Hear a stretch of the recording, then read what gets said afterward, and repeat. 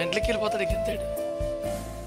ఓ పల్లెటూరులో గుంటూరు ప్రాంతంలో దేవదాస్ అయ్య గారు ఓ గృహదర్శనానికి వెళుతూ ఉంటే ఓ చంటి బిడ్డ ఇంటి గుడిసె ఎదుట ఆడుకుంటూ ప్రాకే వయసు 6 మాసాలు 8 మాసాల వయసు. వాళ్ళమ్మ కడవెత్తికెళ్ళి ఆ పంపు దగ్గరకో బావి దగ్గరకో నీళ్ళకెళ్తే వచ్చేలోపు తాచుపాము ఆ బిడ్డ తల దగ్గర పడికి పాడుతుందంట.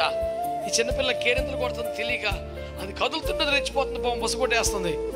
చుట్టూ ఏమన్నా కదిపితే డిస్టర్బ్ చేస్తే చంపేస్తుంది ఆ పిల్లని.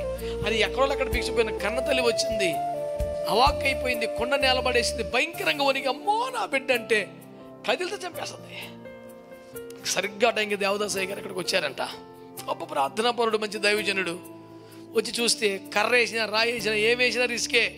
ఏయ్ సర్పమా, నీ తల నేలకేసి కొట్టుకొని చచ్చిపోవాలంట. యేసు నామములో ఆ మాట చెప్పగానే ఎవడో పట్టుకొని బాధినట్టు తలకాయ నేలకేసి కొట్టుకొని 3 సార్లు చచ్చిపోయిందని పాము. అనేకులు ప్రభు నందు విశ్వసించారు ఆ కార్యాన్ని చేసి. మంచి పరిశుద్ధులు, ప్రార్థనాపరులు, గొప్ప గొప్ప సేవ చేసిన వాళ్ళండి. ఆయన చనిపోయి ఇంతకాలం తర్వాత కూడా బైబిల్ మిషన్ అనే పేరు మారిపోతుందంటే కారణం ఇప్పుడు జరుగుతున్న స్వస్థశాలలో కార్యాలు అంటావా? ఆ దైవజనుడు మోకాళ్ళు. స్తోత్రం చెప్పరే, హల్లెలూయా. ఒక్కొక్క దైవజనుడికి ఒక్కొక్క సమర్పణ ప్రతిష్ట ఉంటుంది కదా. ఆ దైవజనుడు ప్రతిష్ట ఏంటి తెలుసా?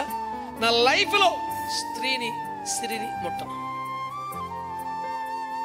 120 సంవత్సరాలు బతికాడు, అలాగే చచ్చిపోయాడు. డబ్బులు టచ్ చేయలేదు, అలాగే ఒక కరెన్సీ నోట్ నట్టు టచ్ చేయలేదంట. ఎవరు ఎంత పెద్ద కానుకిచ్చినా బాబు అక్కడ వేసేయండి, పరిచారకులతోనే దాన్ని వాడుకోవడం. తన చేతితో అట్లా టచ్ చేయలేదంట ఒకసారి కూడా. సేవకు వచ్చాక ప్రార్థన పేరు మీద, పరిచర్య పేరు మీద స్త్రీని టచ్ చేయాల, సేవ అవసరాల పేరు మీద క్యాష్ టచ్ చేయాల. ఊరికి వచ్చేస్తే ఆశీర్వాదాలు.